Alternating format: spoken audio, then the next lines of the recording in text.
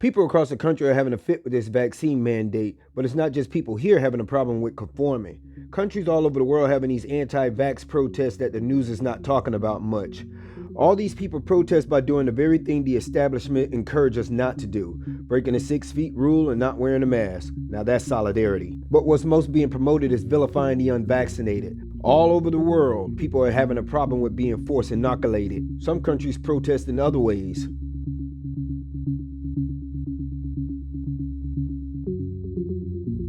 This is how we protest here in Atlanta.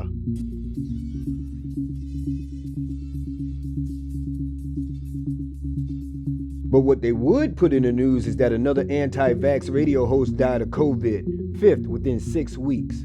Isn't it strange? And no disrespect to the family with all this going on. 5 anti-vax radio hosts just happen to die of COVID? You already know where I stand on coincidence. I see Chris Rock come out promoting a jab. Is that part of his new movie deal that was recently released? This picture is from May 2020. You're all dressed up like you're about to clean a high school restroom, vaccinated and still caught it, according to you. You're too scary for anyone to follow your advice. In the military, scary leaders get you killed. Why when celebrities get hit with the virus, they're rarely seen in hospitals, even the unvaccinated ones, but they always have enough strength to tweet about it from home? More unvaccinated news.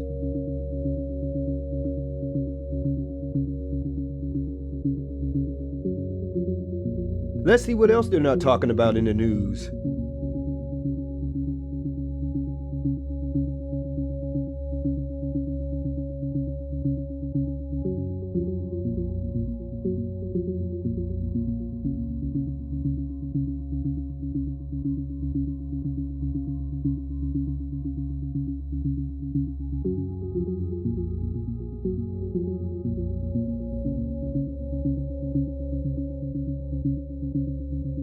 You have doctors and healthcare workers leaving their jobs. That should tell you something. And it's probably not as much as they don't want the shot, as much as being forced to take it. People shouldn't have to be forced to feel safe.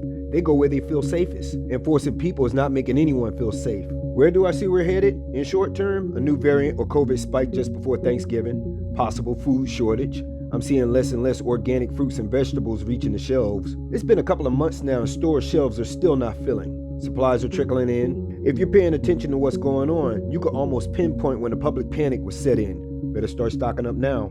But in the meantime, we're having all these pop-up distribution centers setting the stage for the new normal of online shopping as the main source of commerce. You don't need to be vaccinated to shop online because your identity is the mark of the beast. No social bonding. We are social creatures that is now under a global antisocial experiment. By the way, thank you so much for those that comment on the shipping video. Apparently these distribution centers are popping up around the globe. That's interesting to know. I'm assuming some of those cargo ships are carrying perishable.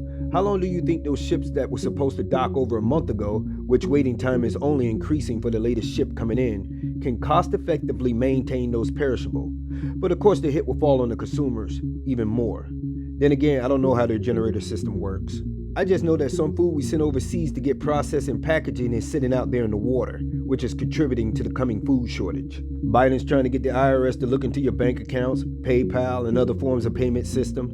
They're trying to tax them bitcoins. If you're not aware that a war has been declared on the people worldwide since this whole pandemic begun, then you're setting yourself up and your family for a future of slavery to the ultra-rich.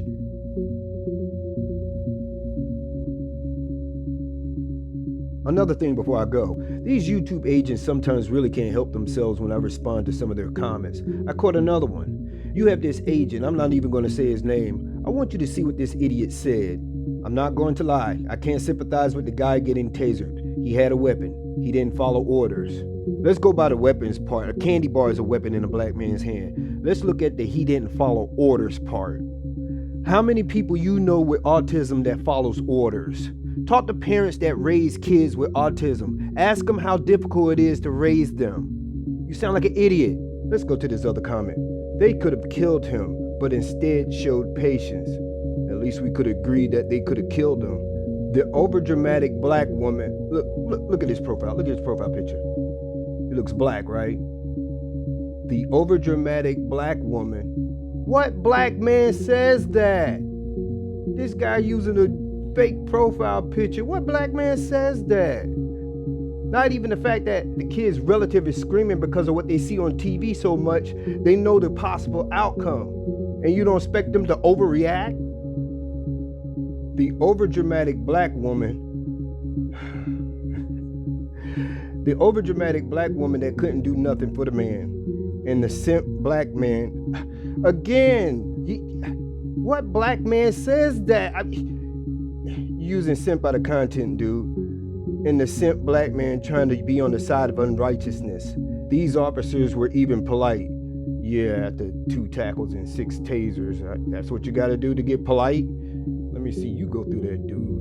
So after I comment on how much he sounded like an idiot, a few minutes later my comment disappears. His comment's still there, but this time he's at the top of my notifications. Everyone that commented after him in those couple of hours vanished. Their comment's still up on the feed, but not in my notification. How do you have that much power over my channel to delete my comment? Block. Come back with a new email address and better self-control. Hope your boss see how stupid you were. Anybody with larger following than me find this guy in your comment section, my advice is to block him. He's being nosy. In fact, you can't even find this dude on YouTube, but I'll leave his link in case he changes profile picture. And if by any chance you had nothing to do with the mishap on my channel, you're still blocked for being an idiot. Thank you to everyone that supports the channel. Thank you to all my Patreon supporters. You do make it worth it.